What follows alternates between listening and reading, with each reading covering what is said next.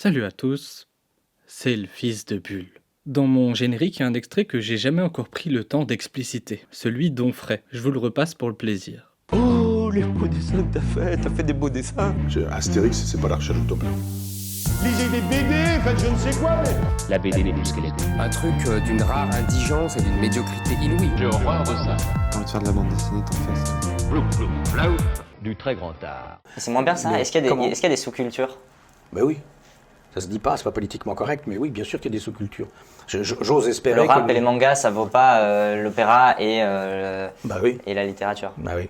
Astérix, c'est pas la recherche du temps perdu.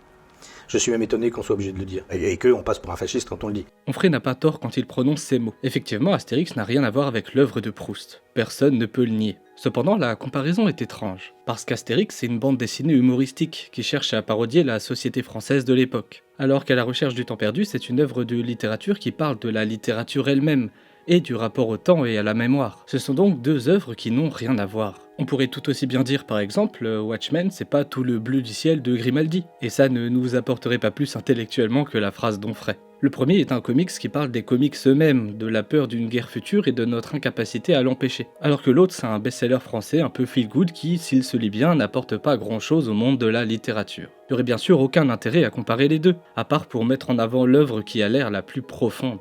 C'est comme comparer une fraise et une patate, en suggérant que la fraise est meilleure parce qu'elle est plus sucrée.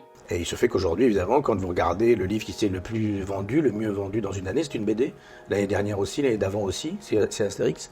Voilà. Onfray n'explicite pas ici en quoi c'est terrible que les BD se vendent mieux que les vrais livres. Il présuppose que c'est terrible en soi, parce que la bande dessinée est selon lui une sous-culture. Mais quels sont ses arguments? On va y revenir. Oui, j'ai acheté des mangas, j'ai même acheté des mangas qui s'occupent de philo, exprès, parce que mon gendre, on va dire, est intéressé par les mangas, et donc je suis allé acheter des choses chez mon ami Denis Mola, d'ailleurs je ne les ai pas achetées, mais ils ont offert, mais il y avait, je sais pas, sur 40 cm, Nietzsche, Marx, etc., enfin un certain nombre de philosophes traités par le manga. Ici on peut dans un premier temps respecter la démarche. Le gendre d'Onfray lui dit qu'il aime bien les mangas, et le philosophe se rend donc dans une librairie pour voir un peu ce qui se fait. C'est tout à fait louable. Ce qui l'est moins par contre, c'est de se diriger vers les mangas qui traitent de philo. Parce que si tu veux découvrir une forme d'art, la meilleure façon de t'y plonger, c'est d'abord de demander conseil à ceux qui s'y connaissent. Ou de te renseigner suffisamment pour réussir à te repérer. Quels sont les mangas qui plaisent actuellement? Et pourquoi? Quels sont les mangas qui ont marqué leur médium? Et pourquoi? Enfin bref, Onfray découvre donc les mangas qui parlent de philo. Et donc j'étais très curieux de voir comment ça se passait, ça tombe bien, et j'ai lu ces philosophes, donc la recherche du temps, le manifeste de Marx j'ai lu, Zarathustra j'ai lu, enfin donc je vois comment c'est traité. Quand vous voulez effectivement passer la substance, la quintessence d'un livre en quelques dessins dans lesquels vous avez des phylactères, des bulles dans lesquelles il y a 4 mots, et évidemment vous perdez tout. C'est plutôt logique. Évidemment qu'une adaptation en BD est incapable de retranscrire l'intégralité d'une œuvre philosophique, sans quoi cette adaptation serait le livre lui-même en fait. Le genre de manga dont parle Onfray, je vois très bien de quoi il s'agit. Je vous le montre à l'écran. Et c'est effectivement très mauvais, à la fois en tant que manga, tellement c'est esthétiquement pauvre, et à la fois en tant que support didactique, tant ça n'offre pas grande perspective intellectuelle. Cela dit, il faut bien avoir conscience que ce genre de BD ne s'adresse ni à lui, ni à moi. Oui, parce que moi aussi j'ai lu. Le manifeste de Marx j'ai lu, Zarathustra j'ai lu, enfin donc... Ce sont des mangas qui cherchent à présenter de façon concise la vie et la pensée d'un auteur. C'est à destination du grand public, dans l'espoir de les intéresser, dans l'espoir de leur transmettre un peu de connaissances. Parce que dans le monde réel, quand on descend du nuage des philosophes, eh bien la plupart des gens n'ont pas les capacités de lire par eux-mêmes un livre de philosophie. D'une part par manque de temps, parce que les vrais gens ont une vie, un travail, une famille et ne peuvent pas dépenser tout leur temps libre à lire de la philo, et d'autre part par manque de connaissances de base. Évidemment que quand tu as fait des études de philo, comme Onfray ou moi, eh bien tu as acquis des savoirs sur les concepts des différents philosophes qui va te permettre de ne pas être perdu à la lecture, sur l'histoire de la philo qui te permet de contextualiser une lecture, et puis tu as acquis aussi un savoir-faire, une habitude des textes, une habitude de la lecture des textes compliqués. Si lui et moi on est capable de lire la critique de la raison pure, c'est pas parce qu'on est des génies, c'est pas parce qu'on est plus intelligent que les autres, c'est parce qu'on a appris à le faire, parce qu'on nous a transmis des connaissances qui nous permettent de nous y retrouver. Comment tu veux qu'un mec qui débarque de nulle part, sans connaissance de Nietzsche, comprenne quoi que ce soit à Zarathustra? Évidemment que le manga va être tout pourri à côté de l'œuvre originelle, mais combien sont en capacité de la lire et de la comprendre? De la comprendre sans faire d'erreurs, de mauvaises interprétations. Et je dis ça alors que je suis d'accord avec mon frère sur le fait que ce sont vraiment des mauvais mangas.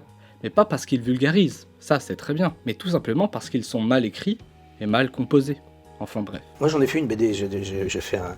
Mais je sais bien, moi, pour avoir fait ce texte-là, qui s'appelle La vie philosophique, que, évidemment, ça n'a rien à voir, ou du moins pas grand-chose à voir, avec la pensée de Nietzsche. Bon, je vais pas tirer sur l'ambulance, mais c'était vraiment pas bien. J'aimerais juste revenir maintenant un peu en arrière. C'était quoi l'argument d'Onfray pour nous prouver que la BD était une sous-culture? Eh bien, son argument était une expérience personnelle qu'il a vécue avec le manga. Je vous résume son chemin de pensée. Oui, la BD, le manga, tout ça, c'est de la sous-culture, vous savez, j'ai lu Nietzsche en manga, et c'était pas comme dans le bouquin. Voilà, ça c'est son argument. Et pour un philosophe, ça la fout mal. Le philosophe, il est à la recherche de la vérité. Cette vérité, elle demande une étude sérieuse. Un philosophe doit, et c'est impératif, se débarrasser de tous ses préjugés avant d'aborder un sujet, ou au moins de les interroger. Alors bien sûr, si Onfray commence son enquête en considérant la BD comme une sous-culture, sans essayer de remettre en cause son préjugé pour le tester, c'est forcément mal parti. Comme le disait Malebranche dans La recherche de la vérité, les préjugés occupent une partie de l'esprit et en infectent tout le reste. Onfray n'a pas la démarche d'un philosophe.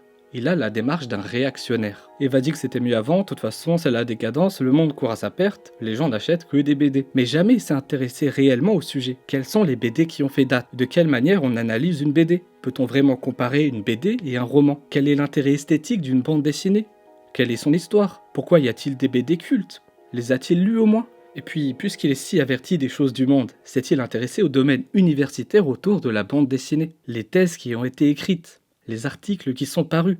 Bien sûr que non. Ça ne l'intéresse pas de savoir ce qui est. Ce qui l'intéresse, c'est simplement de donner son avis. Parce que si Onfray était vraiment philosophe, et que le sujet de la BD ne l'intéressait pas, eh bien il aurait pu simplement suspendre son jugement, avouer son ignorance, dire qu'il n'avait rien à dire de pertinent sur le sujet. Parce que l'avis des philosophes sur des domaines qu'ils n'ont pas étudiés avec sérieux, on s'en passe bien volontiers. J'ajouterais même pour enfoncer le clou que Goethe lui-même, oui, le Goethe, a dit au sujet des premières BD de Töpffer, qui ressemblaient à ça, je cite, « C'est étincelant de verve et d'esprit. Quelques-unes de ces pages sont incomparables. S'il choisissait à l'avenir un sujet un peu moins frivole et devenait encore plus concis, il ferait des choses qui dépasseraient l'imagination. » Goethe, que ne reniera pas Onfray, voyait déjà à son époque le potentiel de la bande dessinée, potentiel qui a été atteint depuis plusieurs décennies maintenant. Mais c'est pas fini. Et c'est pas parce que je dis que c'est je sais pas, qu'un Orangina c'est moins intéressant qu'un Pétrus millésimé que pour autant je méprise les amateurs d'Orangina. Je dis simplement c'est pas comparable, c'est pas la même chose.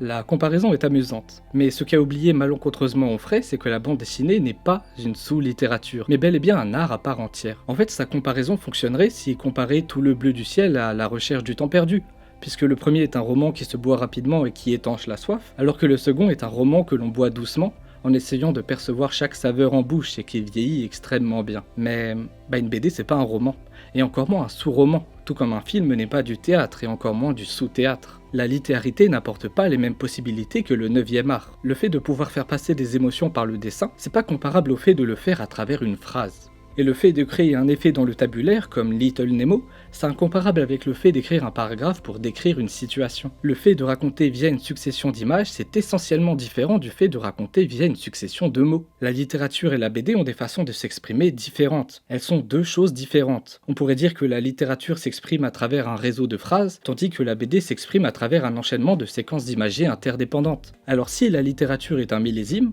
on pourrait dire que la bande dessinée est un saphir. C'est tout aussi valorisant qu'un millésime, sauf que ça se boit pas. Ou à la limite, si tu veux être méprisant, tu dis que la BD c'est de la patate, c'est pas grave. Le tout c'est de pas faire croire que la BD serait une sous-littérature, mais de faire comprendre que c'est bel et bien un objet d'étude distinct possédant ses propres qualités et ses propres limites. Je dis simplement c'est pas comparable, c'est pas la même chose. Et oui, mais c'est mieux de l'accepter pour les bonnes raisons, en évitant de créer des hiérarchies entre des médiums qui n'ont rien à voir, sans jamais en démontrer la pertinence qui plus est. Bref, vous l'avez compris, Onfray est une fraude. Il aime bavasser, parler, donner son avis sur tout et sur rien. C'est bien pour ça qu'il est invité sur tous les plateaux télé, c'est parce qu'il a une opinion sur tout.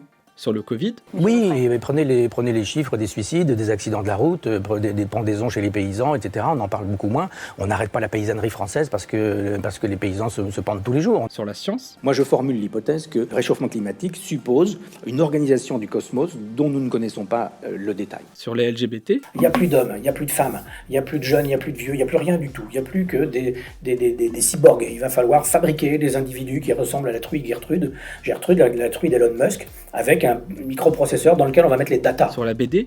Astérix, c'est pas La recherche du temps perdu. Je suis même étonné qu'on soit obligé de le dire, et qu'on passe pour un fasciste quand on le dit. Et à chaque fois, c'est une catastrophe. Je suis moi-même collectionneur d'art africain, mais il ne me viendrait pas à l'idée d'imaginer qu'une statuette d'art africain, par exemple, ça tient le coup en face du plafond de la chapelle Sixtine peint par Michel-Ange. Comme le dit Auguste Comte, le philosophe est le spécialiste des généralistes. C'est un peu le cas pour Onfray. Il donne des avis sur à peu près tout, sans s'y connaître véritablement en aucune matière.